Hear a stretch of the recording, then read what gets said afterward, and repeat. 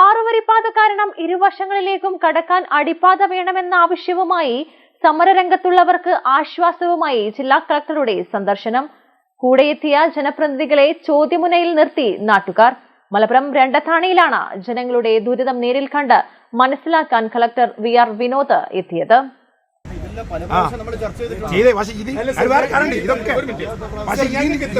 ഇത് കിട്ടാൻ ഞങ്ങൾ എന്താ ചെയ്യണ്ടേ?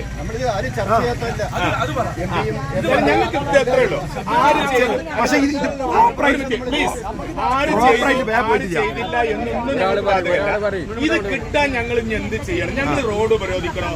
ഞങ്ങൾക്ക് ഇവിടെ പിന്നെ തുറന്ന് അതാണ് പ്രശ്നം. അവർക്ക് ചില സ്പെസിഫിക്കേഷൻ ഉണ്ട്. നമ്മൾ എത്ര ശ്രമിച്ചാലും അവരവരുടേതായിട്ടുള്ള ചില നിയന്ത്രണങ്ങൾ ഞങ്ങളെല്ലാം കൂടെ ആത്മഹത്യ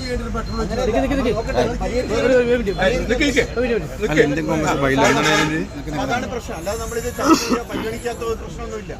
കളക്ടർ VR വിനോദ് രണ്ടത്താണിയിൽ സ്ഥലം സന്ദർശിക്കാൻ വരുന്നതറിഞ്ഞ് കോട്ടക്കൽ തിരൂർ മണ്ഡലം MLA മാരായ KK ആബിദ് ഹുസൈൻ തങ്ങൾ, കുറുക്കോളി മൊയ്തീൻ എന്നിവരും സ്ഥലത്തെത്തിയിരുന്നു. തുടർന്ന് പാത കടന്നുപോകുന്ന ഭാഗവും പ്രവൃത്തികളും കളക്ടർ വിലയിരുത്തി. ശേഷം സമീപത്തുള്ള സമരപ്പന്തലിൽ വെച്ച് നാട്ടുകാരുടെ ആവലാതികളും പ്രയാസങ്ങളും ചോദിച്ചറിഞ്ഞു. ജനങ്ങളുടെ പരാതികൾ ശ്രദ്ധയിൽപ്പെട്ടിട്ടുണ്ടെന്നും വിഷയം പഠിക്കട്ടെ എന്നുമായിരുന്നു കളക്ടറുടെ പ്രതികരണം. 450-ാം ദിവസത്തിലേക്ക് കടക്കുന്ന സമരത്തിനിടെ കളക്ടറുടെ സന്ദർശനത്തെ അഭിനന്ദിക്കുന്നതായി നാട്ടുകാർ പറഞ്ഞു. അതേസമയം MLA-മാരോട് അക്കമിട്ട് ചോദ്യങ്ങൾ ചോദിച്ചാണ് സമരക്കാർ വരവേറ്റത്. കോട്ടക്കൽ മണ്ഡലത്തിലെ മാറാക്കര, തിരൂർ മണ്ഡലത്തിലെ കൽപ്പകഞ്ചേരി പഞ്ചായത്ത് അതിർത്തികൾ പങ്കിടുന്നതാണ് രണ്ടത്താണി. വിഷയത്തിൽ ശക്തമായ ഇടപെടലുകൾ ജനപ്രതിനിധികളുടെ ഭാഗത്തുനിന്നും ഉണ്ടായിട്ടില്ല എന്നാണ് ആക്ഷൻ കൌൺസിലിന്റെ ആരോപണം. ലോക്സഭാ തെരഞ്ഞെടുപ്പിന് മുൻപ് പരിഹാരമായില്ലെങ്കിൽ വോട്ടുകൾ ബഹിഷ്കരിക്കുമെന്നും ഇവർ ജനപ്രതിനിധികൾക്ക് മുന്നിൽ മുന്നറിയിപ്പ് നൽകിയിട്ടുണ്ട്. അടിപ്പാത വേണമെന്നാവശ്യപ്പെട്ട് ആറുവരിപ്പാത ഉപരോധിച്ച 14 പേരെ നേരത്തെ കാടാമ്പുഴ പോലീസ് അറസ്റ്റ് ചെയ്തിരുന്നു.